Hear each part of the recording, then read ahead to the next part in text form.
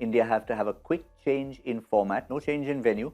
Chattogram is going to be, and in the middle of next week, after the loss of this one-day series, is going to be test match number 1 on the 14th of December, and then everything shifts back to Mirpur for the second test match, eating into Christmas, finishing on Boxing Day on the 26th of December.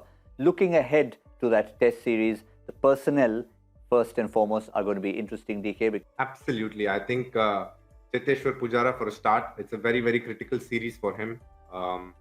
I think he is somebody who's obviously been around the scene for some time now. The last year probably hasn't gone well. This last test match in England, in fact, went well for him. So that is good. This test series is purely going to be how Indian batters handle spin.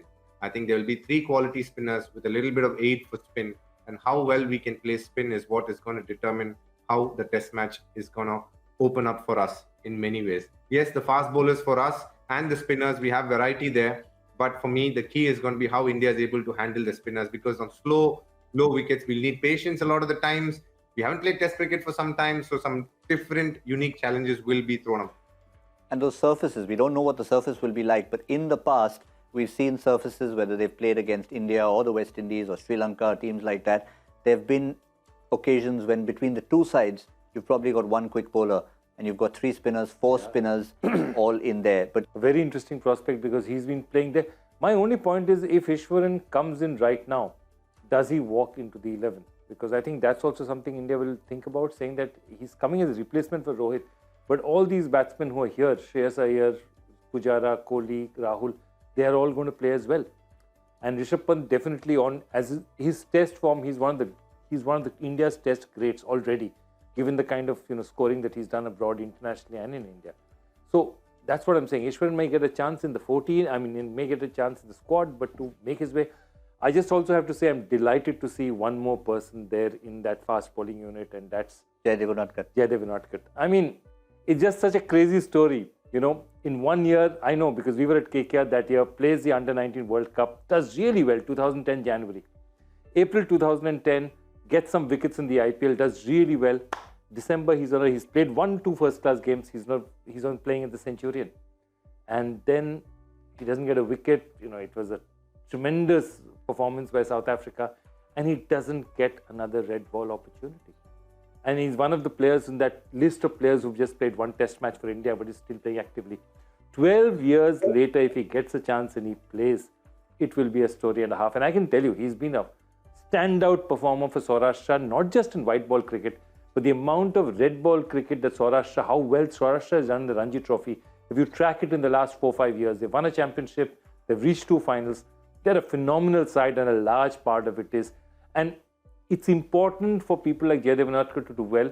And the reason I say that even more is because it's important for people to feel rewarded for domestic performances. Otherwise, domestic performances count for nothing. If you keep playing Ranji Trophy, scoring thousands of runs, and nobody even considers you, then you feel, what's the point of it? Unless I play the IPL, nobody even notices me. And I am so happy that Jaydev Unadkat has made it. Yeah, and he's backed it up with the numbers. 1998-99, Dr. Ganesh got 62 wickets in a single Ranji season. And in 2019-20, Jaydev Unadkat broke that record with 67 wickets. So again, as Joy said, DK, we talk about the IPL being a feeder. We talk about international performances today. Ishan Kishan got a 1 chance and he scored those runs. But to actually have a bulk of wickets and have that wealth of experience and then get the opportunity, it's a great story. An absolutely heartwarming story. I think Joy hit the nail on the head. He is probably the most deserving fast bowler from Indian domestic cricket in the last couple of years, for sure. I think he plays in a state where obviously we know how a Rajkot wicket is. It's literally as flat as it can get. But to get the number of wickets that he's done, led the team so well, it is so good. I think, there has been a lot of talk about the selectors and the kind of selections made, but this one is highly justified. They could have easily gone on to a Navdeep Saini or a Mukesh Kumar, who's just done well recently for India A against the Bangladesh A, but rewarding domestic performance. Look, I think he might not play this series. To be very honest, I think there is Umesh Yadav, there is obviously Shardul. There's a good chance that he might not end up playing this series, but that's okay. I think the fact that he's rewarded, he's been given those whites to represent Team India and be part of the team matters the most.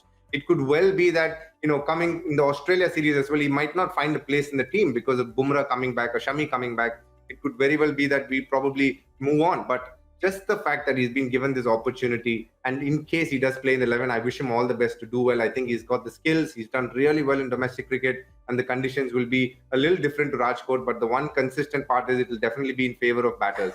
So he will have some experience for sure. And also Abhimanyu Ishwaran, I think he's been around the circuit for some time now, done really well, deservingly gets this opportunity. Again, might not play in the 11 because KL Rahul and Shubman Gill for sure will open.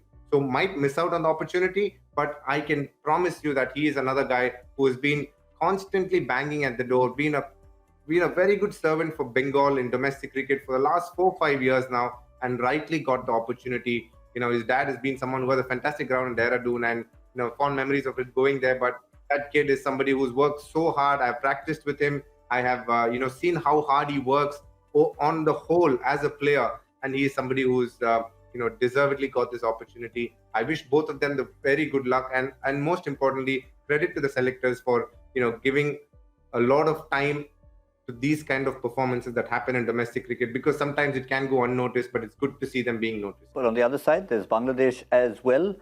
We know it's not just ODI cricket when it comes to test match cricket. Yes, sometimes relying on the surfaces, but they've got a few names missing. Once again, in this format of the game, they'll be missing Tamim Iqbal a lot. Shakib Al Hasan will be the captain in Tamim's absence. But here you can see their test specialist, Mahmudul Hasan Joy, up the order. Liton Das is up there. Anamul Haq is up there as well. And of course, they've got their slew of wicket keepers. But just looking at this squad, it's the three spinners, as DK mentioned, who will really take center stage.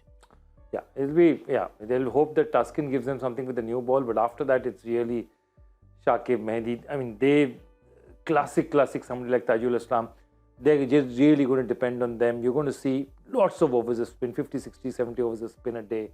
And it's going to be a grinding conditions. It's a kind of conditions. And exactly, it'll need a Pujara kind of patience, because, they're dead accurate. They'll give you nothing away.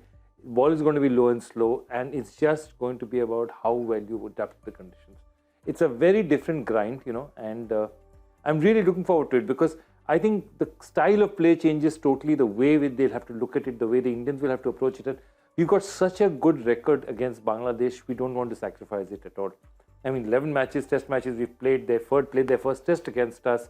Of those 11, 9 we've won, 2 are drawn. So it's again a lot of, not pressure, but on the Indian team that, this is not a team whoever we lose to in a test match.